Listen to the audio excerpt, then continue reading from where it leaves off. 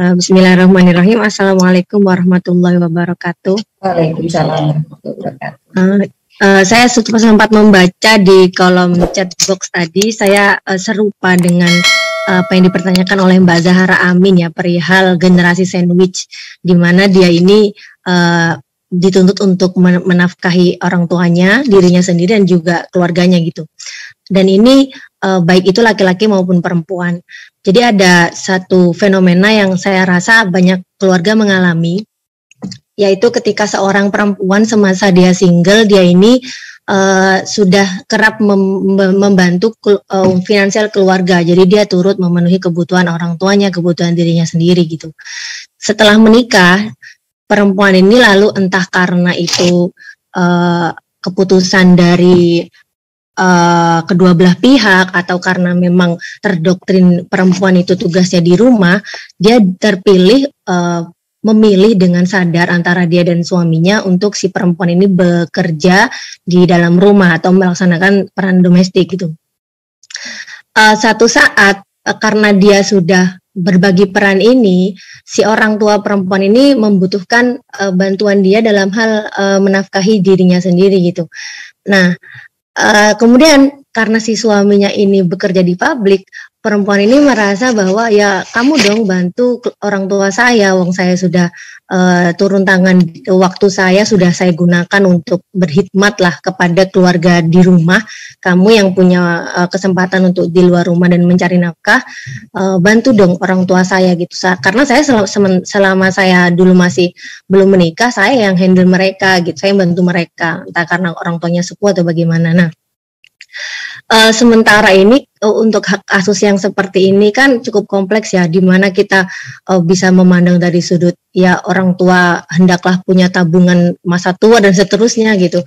Tapi kalau dipandang dari sisi fikih ini, sementara yang saya tahu itu berlaku hierarkisnya ini atau tingkatannya ini yang paling diutamakan ya tentu saja kan adalah kenapa nafkah itu bisa terjadi kalau bukan karena pernikahan, karena kekerabatan dan karena kepemilikan budak itu dan yang tidak berlaku itu. Nah, dalam kekerabatan ini yang menjadi wajib anak itu menafkahi orang tuanya ini adalah anak kandung menafkahi orang tua kandungnya gitu. Sementara dalam kasus yang banyak terjadi ini adalah ya perempuan sebagai anak kandung ini dia sudah menceburkan dirinya atau sudah melakukan perannya di rumah yang mana itu zero profit gitu, tidak ada gajinya di dalam itu dan bekerjanya juga sudah memakan waktu dan tenaga. Salah satu yang bisa disarankan untuk hal ini adalah ya bagaimana dua orang pasutri ini bermusyawarah untuk pembagian perannya, kemudian untuk bagaimana melibatkan anak-anak lain selain beliau gitu. Tapi ada juga kan kasus-kasus yang si anak ini, si perempuan ini adalah anak satu-satunya gitu. Dan saya punya teman kuliah yang seperti itu. Dia anak perempuan satu-satunya mau dinikahkan dengan orang Kalimantan. Nah, kalau dan si anak ini, si perempuan ini, insya Allah dia itu tidak dibolehkan gitu untuk bekerja oleh suaminya ini. Tapi dia belum menikah sekarang, masih mau menikah. Nggak usah. Ya gitu Kiai.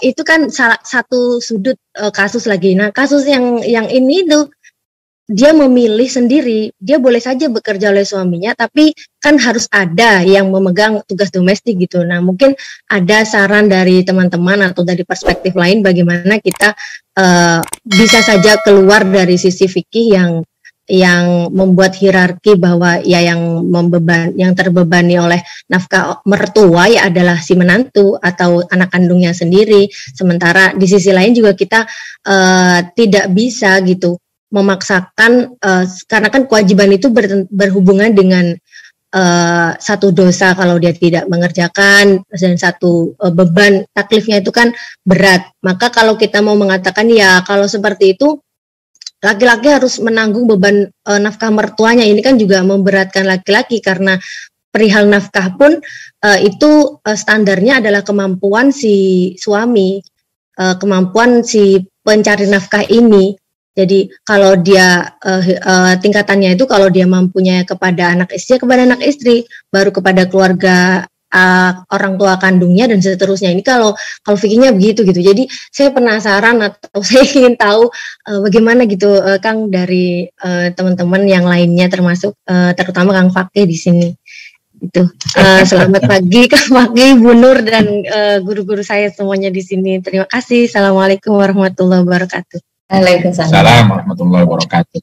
Saya tidak berpotensi menjadi paling benar ya, tapi kalau misalnya menurunkan dari perspektif mubadalah dengan isu kasus yang seperti tadi, itu memang harusnya tidak kalau tahu kondisi begitu harusnya tidak keluar kerja. Tapi kalaupun sudah karena pilihan misalnya ya, maka itu bisa menggunakan tadi disebut konsepnya Pak Al-Fitri tadi, harta bersama. Jadi itu bukan nafkah suami, tapi nafkah keluarga. Maksudnya keluarga adalah bahwa hasilnya suami itu juga hasilnya istri. Karena harta bersama. Laki-laki bisa dapat begitu karena istrinya secara utuh memungkinkan si suami bisa bekerja secara penuh sehingga yang dihasilkannya menjadi harta bersama. Ketika menjadi harta bersama, maka menjadi kewajiban kalau nggak ada lagi ya untuk menafkahi orang tuanya gitu, yang jadi mertua tadi. Jadi bukan taklifnya kepada suami, tapi taklifnya kepada keluarga, dan harta suami itu adalah harta keluarga gitu dalam konteks tadi ya. Dalam konteks yang kamu bilangkan tadi. Jadi istri memperoleh hak di situ, dan hak itu yang bisa digunakan untuk ke orang tua atau ke mertua dengan konsep harta bersama tadi gitu. Karena istri kan tidak memperoleh apa-apa sebagai pekerjaan ya, bukan sebagai nafkah ya, sebagai pekerjaan. Tapi tentu saja ya bisa dibicarakan dari perspektif lain. Tapi menurut saya harusnya suami merasa secara moral yang perasaannya kan mertua adalah orang tua dia sendiri juga. Mertua dia itu. Nggak bisa dibilang orang lain gitu loh. Kecuali kalau nggak cukup. Kalau nggak cukup ya kan secukupnya. Nggak tahu mampunya berapa. Silahkan dibicarakan antara suami dan istri. Nah itu kan sebenarnya yang dikhawatirkan oleh Mbak Nur kan tadi. Ketika seorang perempuan memilih untuk anggaplah tidak bekerja, maka akan banyak sekali tantangan-tantangan ke depan yang harus disiapkan oleh kedua belah pihak. Gitu. Jangan sampai sudah tidak bekerja, lalu yang suaminya terus moncer, godaannya tambah banyak, seret si perempuannya ini untuk, jangankan untuk mertua, untuk kebutuhannya pun karena nggak dapat ya. Ini kan problem, itulah yang kemudian idealnya katanya mandiri. Tetapi ketika seperti itu karena berbagai kondisi atau pilihan atau apapun, ya tentu saja idealnya kalau menurut saya itu harta bersama. Hasilnya suami adalah hasilnya istri gitu. Karena suami bisa begitu karena istrinya. Coba kalau anaknya, rumahnya nggak diurus, dia kelimpungan tuh. Ngurus anak sekaligus bekerja, ngurus itu kelimpungan, nggak akan dapat seperti itu. Kira-kira begitu menurut saya, tapi mungkin kalau ada yang lainnya.